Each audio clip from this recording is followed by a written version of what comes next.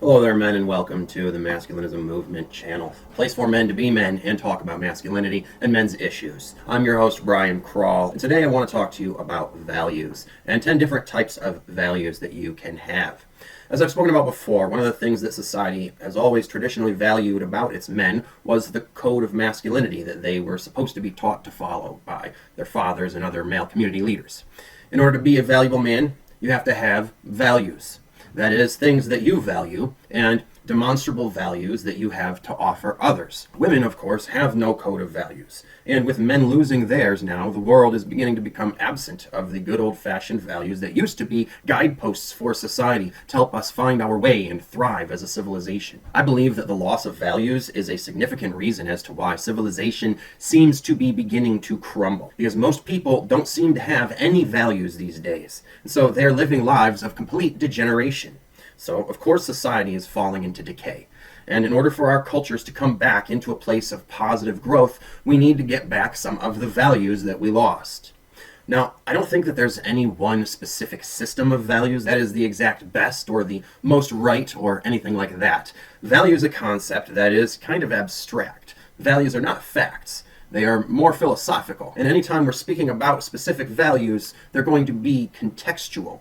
All right, it's going to be specific to a certain situation that makes it not universal. So you see, because value is an abstract concept, not only are there many different values throughout many different cultures around the world, but there are many different types of values as well. The types of values are universal, but the specific values within those types are not absolute. It is not important that your values be absolutely right, or even adherent with your culture's values. The important thing is that you at least have some values. All right, that you have some types of values, whatever they may be. The problem today isn't that people switched from one set or system of values to another. The problem is that they have stopped having any values at all. And in the absence of values comes a vacuum that has gotten filled with nihilistic hedonism and all sorts of corruption and chaos and destructive tendencies, even self-destructive tendencies. Because values give you a sense of right versus wrong. They help to organize the chaos. They give you a sense of emotional stability. They make life wholesome. And values also form the foundations for intellectual thoughts and ideals, which turn into life philosophies. All right, these are things that are obviously lacking in the minds of people today, possibly because people aren't even getting enough intellectual stimulation at all, let alone getting any sorts of values and, meaningful morals from their modern day mythos. So what I want to do in this video is simply go over a list of the different types of values that you can have. I'm not going to tell you what those values should be. That will be for you to consider and formulate on your own for yourself. I'm just simply here to tell you what values there are, what types of values there are that you can and really ought to have. And the first and foremost are what are called in logotherapy your core values. These are deep identity level principles that make up who you are at your core being, your core identity, and your life purpose and life philosophy as well. So those are the first values that you need to work on figuring out for yourself if you do not have any. The next is your ethical or moral values, all right? A code of ethics and or morals that says what is right versus wrong, virtuous versus evil. These are things that help you to be sure that you are a good person and what good people are so that you know them when you meet them and can surround yourself with other good people and avoid bad people. Next, number 3 is philosophical, spiritual, and ontological or religious values. These are principles that make up your worldview and how you view or think about reality beyond the physical, what metaphysical theories you believe in. So this could be anything from the credo or life philosophy of an atheist to the religious values of any of you Orthodox people out there, or the life philosophy of someone who has at least studied some philosophy enough to figure out one for their own life, which is the least you should be doing for yourself. Well then, I have the perfect book for you. The Bible of Esoteric Knowledge is a super concise, dense, info-packed philosophy textbook, written in the same verse format as the Bible, but combining multiple different, highly esoteric philosophies such as Taoism, Hinduism, Buddhism, Shamanism, ancient paganism, and a special balance between theoretical physics and metaphysics, along with some special bonus info on the cryptic secrets of sexuality and death.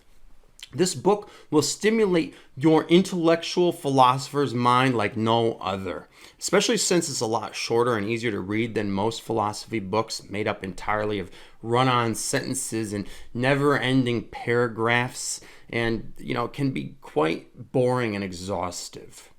Full of all the most fascinating mystical secrets of the universe, gratify your inner geek and quench your thirst for meaning with the Bible of Esoteric Knowledge. Get your copy at the link below for a special sale price today. But otherwise, moving on. Next, number 4 is emotional, attitudinal, and mental values. This basically means what mindset and attitudes do you value having? And not just in yourself, but in others that you surround yourself with. So what mental outlook do you like to take? Are you a positive person or a cynic? Or maybe a little bit of both, like me. I call myself a positive cynic because I value positive psychology as well as critical thinking and cynicism and realism and such. So bring those two together, I call myself a positive cynic. All right, so you need to think about what sort of mindset and attitude you value and try to take, and also what emotions and emotional experiences do you value. All right, there's certain emotional experiences I value that I seek out in film and music and art and such. Right, which I know that I can get fulfilled there because I know what emotional and mental values I have. All right, so next, moving on, social values. These are social causes and social issues that you care about.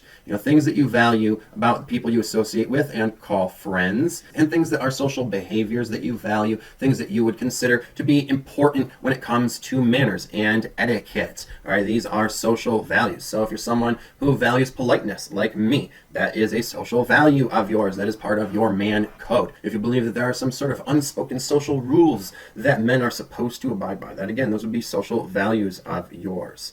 And if you have any socio-political causes, those will sort of bridge the gap between your social values. And the next one, number 6, your political values. These are political or socio-political causes you care about and contribute value to in some way, be it by making donations or campaigning or even potentially just proselytizing about them like an evangelist.